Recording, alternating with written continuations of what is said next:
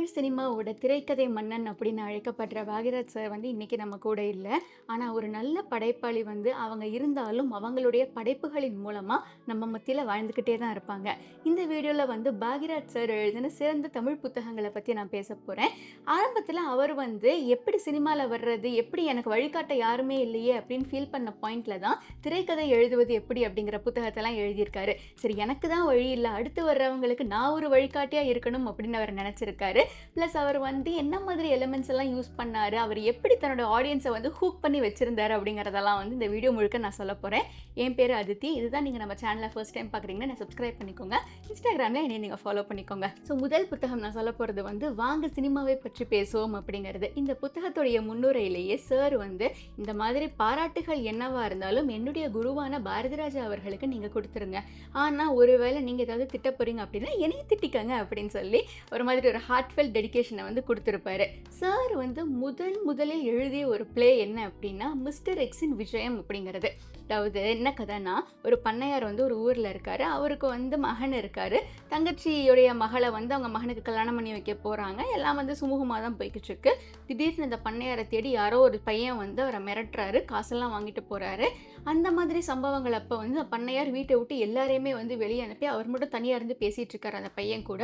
சரி, என்ன இது அப்படின்னு சொல்லி சுற்றி இருக்க வேலைக்காரங்க, சுற்றி வீட்டில் இருக்கிறவங்க எல்லாருமே பார்த்து ஒரு கட்டத்தில் வந்து என்ன பிரச்சனை அப்படின்னு பார்க்குறப்ப அது வந்து பண்ணையார் கல்யாணத்துக்கு முன்னாடி ஒரு பொண்ணை காதலிச்சிருப்பாரு. அவங்க கூட அவங்களுக்கு உருவான குழந்தை தான் அந்த பையன். அவங்க வந்து விட்டுட்டு அடுத்தபடி அந்த வாழ்க்கையை வந்து அவர் தேர்ந்தெடுத்திருப்பாரு. அந்த பையன் திருப்பி வந்து இந்த மாதிரி நான் வந்து எல்லா உண்மையை வெளியே சொல்லிடுவேன் அப்படின்னு சொல்லி தான் காசு பறிச்சுக்கிட்டு இருந்திருப்பாரு. ஸோ அதுக்கப்புறம் ஒரு வழியாக வந்து அந்த பையனுக்கு தேவைப்பட்டதெல்லாம் அப்பாவுடைய அன்பும் அரவணைப்பும் தான் அப்படின்னு சொல்லி அந்த ஒரு கதையை முடிச்சிருப்பாரு. அந்த பாயிண்டில் அவர் சுற்றி இருந்த எல்லாருமே வந்து வாட் அன் அமேசிங் ஸ்டோரி, செம்மையாக எழுதியிருக்கீங்க நீங்கள் அப்படிலாம் சொல்ல சாருக்கு வந்து அப்படியே ரெக்கு கட்டி பறந்த மாதிரி இருந்திருக்கு.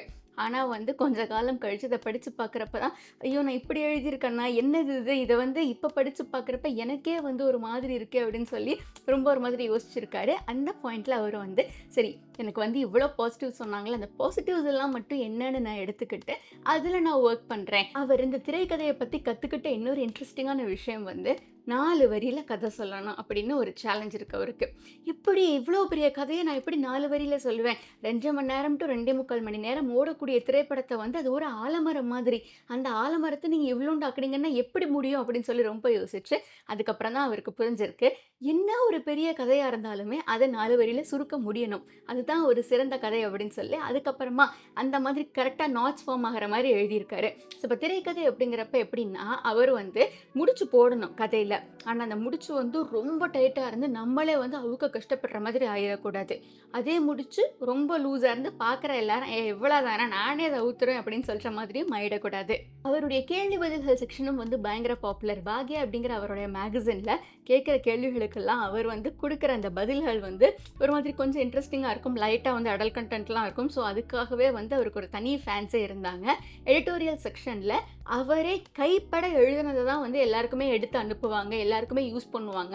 ஸோ அந்த அளவுக்கு ஒரு ஆடியன்ஸோட ஒரு கனெக்டில் இருந்தார் அப்படின்னு சொல்லியிருக்காங்க. அவருடைய கேள்வி பதில்கள் வந்து கிட்டத்தட்ட ஒரு 5 பாகங்கள் கிட்ட வந்திருக்கு.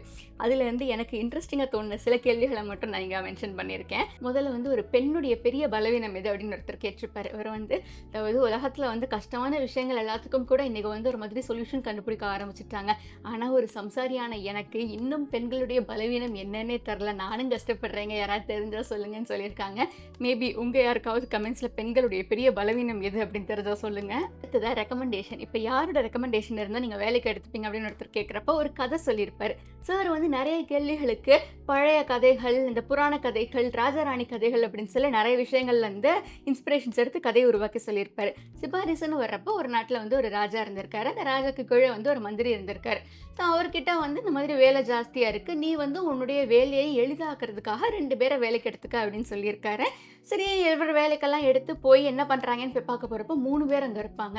இன்னும் 2 பேர் தானே சொன்னோம், யார் 3வது ஆள் அப்படின்னு. 3வது ஆள் நான் எடுத்தேங்க அப்படின்னு. புரியல எனக்கு அப்படின்னு உடனே, இல்லையா ஒரு ஆள் நீங்கள் சிபாரிசு பண்ணீங்க, அதாவது ராஜா ஒரு ஆளை சிபாரிசு பண்ணியிருப்பார், ராணி இன்னொரு ஆளை சிபாரிசு பண்ணியிருப்பாங்க, நீங்கள் 2 பேரும் சிபாரிசு பண்ண ஆளுக்கிட்ட நான் எப்படி போய் வேலை வாங்குறது அப்படின்னு சொல்லி நான் எனக்கு ஏற்ற மாதிரி வேலை வாங்கிக்கிறதுக்கு நான் ஒருத்தனை ஹையர் பண்ணிட்டேன் அப்படின்னு சொல்லி இந்த சிபாரிசு அப்படிங்கிற விஷயம் இப்படி தான் ஒர்க் ஆகுது அப்படின்னு சொல்லியிருக்காரு. இப்போ நல்லவங்களுக்கெல்லாம் வந்து தொடர்ந்து தொடர்ந்து துன்பம் வருது அப்படின்றப்ப, ஏன் அவங்களுக்கு துன்பம் வருது அப்படின்றப்ப, இல்ல நல்லவங்களுக்கு வந்து நிச்சயமா துன்பம் வரதான் செய்யும். ஆனா, இப்ப வந்து ஒரு நெருப்பு பந்தத்த வச்சுப்போமே, அந்த நெருப்பு பந்தத்த வந்து எப்படி பிடிச்சாலும் நெருப்பு வந்து மேல நோக்கி தான் எரியும். அது எப்படினாலும் அந்த காத்து வந்து மேல நோக்கி வரும். அதே மாதிரி வந்து நல்லவங்களுக்கு வாழ்க்கையில 1000 கஷ்ட நஷ்டங்கள் இருந்தாலும், அவங்க தங்களுடைய பாதையில செவ்வனே போயிட்டுருந்தா, ஏதாவது ஒரு பாயிண்ட்ல ஒரு ஹெல்ப்போ, ஒரு கைடன்ஸோ கிடைக்கும்னு சொல்லியிருக்காரு. உண்டு காட்டி அப்படின்னு ஒரு வார்த்தை உண்டு இல்லைங்களா? இந்த உண்டு காட்டி அப்படின்னா யாரு? அவங்க வந்து எங்கேருந்து வந்தாங்க அப்படின்னு ஒரு கேள்வி வைக்கிறப்ப, இந்த உண்டு காட்டி வந்து இப்ப ராஜா சாப்பிட போறாருன்னு வச்சுப்போமே, அப்ப வந்து அவரு சாப்பிடுறதுக்கு முன்னுக்கூட்டி அவருடைய சாப்பாட எடுத்து சாப்பிட்டு பார்த்து கொஞ்ச நேரம் கழிச்சு, அந்த உண்டு காட்டிக்கு எந்த ஒரு ஆபத்துமே இல்ல, நல்லா தான் இருக்காரு அப்படின்றதுக்கு அப்புறமா தான் ராஜா வந்து இந்த சாப்பாட சாப்பிடுவாங்களாம். ஸோ தன்னுடைய உயிர பணயம் வச்சு ராஜா அவர்களுடைய உயிர வந்து காப்பாத்துற ஒரு ஆளு. இந்த லிட்டரலி வந்து போருக்கு போய் காப்பாத்தணும் அப்படிலாம் அவசியம் கிடையாது. இப்போ நமக்கே நெறைய இடங்கள்ல இந்த பெரிய பெரிய வீடுகள்லாம் நம்மளே கேள்விப்பட்டிருப்போம். அவங்க வீட்ல வந்து முதல்ல வேலைக்காரங்க தான் சாப்பிடுவாங்களாம். அதுக்கப்புறம் தான் வந்து இந்த எஜமானர்லாம் சாப்பிடுவாங்களாம். சோத்துல விஷம் வச்சுருவாங்க அப்படிங்கிற பயத்துல. ஸோ அதுதான் வந்து உண்டு காட்டி அப்படிங்கிற வார்த்தைக்கான அர்த்தம் அப்படிங்கிறத சொல்லியிருப்பாரு. இன்னும் வந்து நெறைய அழகான விஷயங்களா, இப்போ ஒரு திரைக்கதைய வந்து நம்ம ஃபார்ம் பண்றோம் அப்படின்னா, யாருக்காக எழுதுறோம் அப்படின்னு ஒண்ணு இருக்குல்ல. முதல்ல நம்மளுடைய ஆடியன்ஸ் யாரு? இப்ப நம்ம கனெக்ட் பண்ணிக்கிற மாதிரி எழுதுறது அப்படின்றது அவருடைய பெரிய ப்ளஸ் பாயிண்ட்டே. அவருடைய இன்ஸ்பிரேஷன்ஸ அன்றாட வாழ்க்கையில அவர் பார்க்குற கேரக்டர்ஸ்லேருந்து தான் அவர் எடுத்திருப்பாரு. இப்ப ஒரு பெரிய குடும்பம் அப்படின்னா, அந்த ஒரு காலகட்டத்தில ஆமா பெரிய குடும்பங்கள் இருந்தது. 5 பேர் கொண்ட குடும்பம்னா, ஆமா 5 பேர் இருக்காங்க. ஸோ ஒரு ஒரு கதையும் அவர் வந்து வடிவமைக்கிறப்ப, இந்த மாதிரி வச்சா இந்த ஆடியன்ஸோட கனெக்ட் ஆகும் அப்படின்னு சொல்லி, எதார்த்தத்துக்கு ரொம்பவே நெருக்கமா இருக்கிற கதைகள தான் எடுத்திருப்பாரு. ப்ளஸ் பாரதிராஜா சார் கிட்ட அவர் வந்து வொர்க் பண்ணதுக்கு அப்புறமா தான் நெறைய விஷயங்கள் தெரிஞ்சிருக்கு அவருக்கு. ஒரு 2, 3 படம் வொர்க் பண்ணதுக்கு அப்புறமா தான், அவர் வந்து ஒரு சாதா கிராமத்து காதல் கதை அப்படின்னாலும், அத அவர் வந்து எப்படி காட்சிப்படுத்துறாரு, மக்கள் அதை எப்படி பெர்சீவ் பண்ணிக்கிறாங்க அப்படிங்கிறத எடுத்து தான் அவர் வந்து அதில வொர்க் பண்ணியிருப்பாரு. ப்ளஸ் கிண்டல் அடிச்சுக்கிறது. அதாவது ஹீரோ அப்படின்னா ஒரு மாதிரி ஒரு மாஸ் எலமெண்ட். அவர் வந்து வர்றப்பவே அங்க பறக்கணும், இங்க வெடிக்கணும் அப்படின்லாம் இருந்த அந்த ஒரு பாயிண்ட்ல வந்து ஹீரோ அப்படின்னா வந்து சாதாரணமா இருப்பாரு. ஏன்னா எந்த ஒரு ஹீரோவுமே செய்ய தயங்குற ஒரு விஷயம் இது அப்படிங்கிறதையும் சொல்லியிருப்பாங்க. இப்போ வந்து என்ன வந்து லூஸ் மாதிரி காட்டு அப்படின்னு எந்த ஒரு ஹீரோவுமே சொல்ல மாட்டாங்க. பட் இவர் வந்து இவரையே நக்கல் அடிச்சுப்பாரு, பகடி அடிச்சுப்பாரு. ஆமா நான் இப்படிதான் அப்படின்னு சொல்லியிருப்பாரு. யதார்த்தத்தை வந்து நான் சொல்லிட்டேன், நான் சொன்னதுனால மக்களுக்கு கனெக்ட் கிடைச்சிருச்சு. நான் வந்து இல்லாத ஒரு விஷயத்த வந்து வாவ் வண்டர்ஃபுல் அப்படின்னு நான் சொன்னேன்னா கண்டிப்பா மக்கள் வந்து என்னைய ஏத்துக்கிட்டு இருப்பாங்களா அப்படின்னு தெரியாது அப்படின்னு சொல்லியிருப்பாரு.